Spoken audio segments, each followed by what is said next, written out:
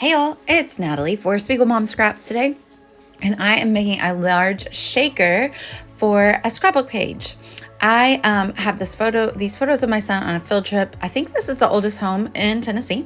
So I made this little cut file. I just went online, I found a shape of the state, and I just added some text at the top, and the title's gonna be, "You Are the Only 10 I See." And I cut some Tennessee themed paper to back the cut file, and then I'm going to fill it with those moonshine sequins because Tennessee, we have moonshine. Our theme song for our state school is about moonshine, so why not?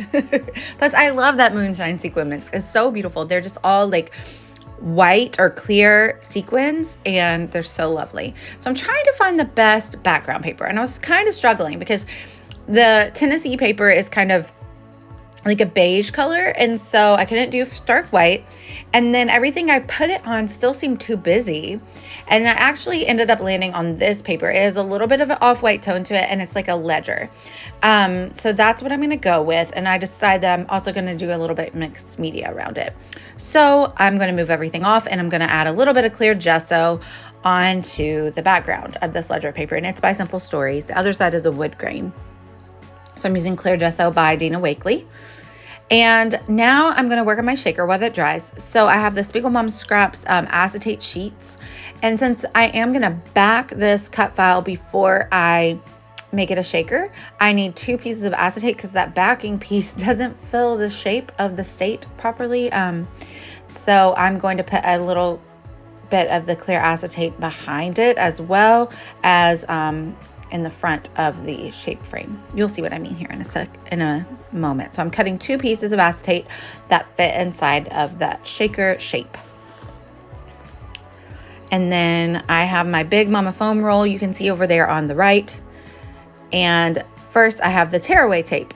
So this is the really skinny one. Sorry, I'm not great with measurements, so it's the really skinny one. That's as much as I can give you. I'll link down below to it, I promise. But it's fabulous because it's very easy to tear, which is lovely, and it makes it quick work to go around any of your skinnier shapes that you cut out from your cut machine. And I am using this to stick the acetate to the cut file. So I'll just pull all of the paper backing off of the skinny little tape, and then I will stick the acetate down. And you can even see here where I don't get it quite right the first time, and I'm able to kind of pull it up carefully and lay it back down, and it allows for that, which is nice. But then again, it's strong enough to hold in all of the sequins. So again, like I said, I just made this on my Cricut with like a free shape outline that I Googled, and then I just added the text. The font is from dafont.com, which you can download a ton of free fonts from there. And then I just welded it to the shape. Now I am just trimming off the additional acetate that was sticking out from around the cut file. I'm going to stick down the background paper to the other sheet of acetate and have it ready to kind of sandwich in my sequins. So there you have those 2 pieces, and now we're going to build up the top piece so that we can make it into a shaker. So that is where the Big Mama foam tape roll comes in, and I will just use that foam to outline the shape. And then if the foam is too fat to be on that skinny line, I will just go around and trim it off. And that seemed to work out fairly well. Excuse the dog barking, like a leaf moved outside or something. So there I am, just trimming off the additional bits of the foam tape that you can kind of see that were sticking out from the outline. And this is a little bit time consuming, but to have a giant beautiful shaker full of moonshine sequins on your paper, it's definitely worth it. So I have gone ahead and pulled all of the tape backing off because that's not something I want to be fiddling with when it's full of sequins and have them popping out. So I'm careful not to get any sequins stuck to the foam tape. And I'm just going to sandwich them in by placing the back side with the acetate onto the shaker. And so now everything is sandwiched inside, and I'm just gonna trim around the edges for any additional tape or acetate that was sticking out from the top piece or the bottom piece. And there we have it, a lovely shaker. And so because all of the different colors are on that background paper, those beautiful clear moonshine sequins don't take away from that, but they allow it to shine through. So that's kind of the layout that I'm going with. I'm going to put the rest of the title up there above the top of the Tennessee. And first I'm going to add the background. So this is an interesting thing that happened. I used my ink blending brushes to blend this Distress Oxide through the stencil. And I actually ended up questioning if I pulled the right paper out, if this was the paper with the gesso, but it was. I double checked. Because when I go to add water to it, it didn't move it around so much. I don't really know what happened. But something about just applying it directly, I guess, and forcefully through the stencil kind of, made it different than when I just kind of like scrape the Distress Oxide onto the paper. Usually then I can add water and move it around and completely change the shape of it. And I wasn't able to do that this time.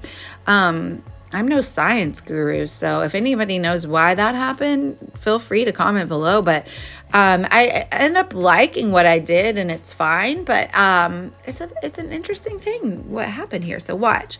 So I go in with my water, and I try to like move it around, and I end up just spraying it. And so you can see it's like fading it out some, but like it doesn't even allow me to completely wipe away like a whole section of the stenciling, which I found fascinating. Because like I said, you saw me put clear gesso on there, and I did double check, and you could tell just by a little bit, but it's on there. So I go in and actually add additional color on top to kind of just mute out some of the stenciling, because I don't want it to look too perfect. I want it to look modeled and distressed.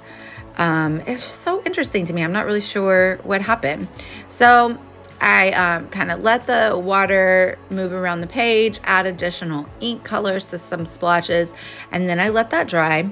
And then once it's completely dry, I'm going to go in again and add splatter. You want to let it completely dry before you add splatters if you want them to stick like a bunch of little, splatter spots, because otherwise they'll just blend into all of the wet and will kind of disappear. So I let it completely dry, and then I add the splatter back on top with just a little bit of ink and water, so you don't have like a whole mess of water on your page. And I am happy with how the background looks. I like it, but it's just not really how I intended for it to work. And it was very interesting. I guess every other time that I've done this technique, I have not put gesso on the paper when I did the ink blending. So that's just a thing to keep in mind. But I'm loving how that looks. I like how it peeks out around each of the pieces on the paper. So that's kind of what I'm going with. I have backed the photos with some white cardstock, and I'm going to ink them up here with this chipped sapphire ink. And by the way, the darker one is chipped sapphire, and the lighter one is tumbled glass, were the colors that I chose to work with. And this name of this is called Rock Castle. The name of this house is called Rock Castle. My son went to a field trip there, and so in 4th grade in Tennessee is when you learn about like the state, and all of the schools around the area would come. And so this field trip was chaos, but it was fun. And we had a good time. And so I took a lot of pictures. So I'm actually going to probably put up a reel or short of the process for the corresponding pocket page that will go with this layout. So that'll be up soon, so stay tuned for that. I popped up the rest of that title on some foam so that it would kind of meet with the shaker bit, and now I'm going to stick down the photos of my son, kind of overlap them a little bit in that negative space on the photo, and we're getting close to getting done. So I go to my thicker stash, and I pulled out these pale blue thickers, and so the title is going to be You're the Only 10 I See. And then I pulled out a few ephemera pieces, mostly from Fancy Pants. I want to say the collection is Magnolia, but that might not be right. It's just like a really cute Southern themed collection though. So I just pulled out a few things that would kind of go with the color scheme, and just, I don't know, just kind of made me think of South. And we were learning about like how they would have lived when they lived in this house. And so like maybe the late 1700s, 1800s, and like they had animals there. They had sheep and they had chickens and stuff. So it was cool. So I'm going to pop up those little clusters of embellishments on some foam tape, so they will be the same as the shaker. And then also I just really like how they layer atop the photos that way, and they look like they just nestle and fit so nicely. And I think we're gonna call it a day. Again, there's no journaling on this because I'm gonna do a pocket page, so stay tuned for that. That'll be up in the next day or so. But check out the links down below. These sequins are from Spiegel Mom Scraps, and they are probably my favorite set of sequins. So you saw that I only used half, but that's all I needed to fill that lovely little shaker. So thank you guys so much for watching, and let me know if you have any questions, and I'll link down below to go grab your own moonshine sequins. Bye, y'all.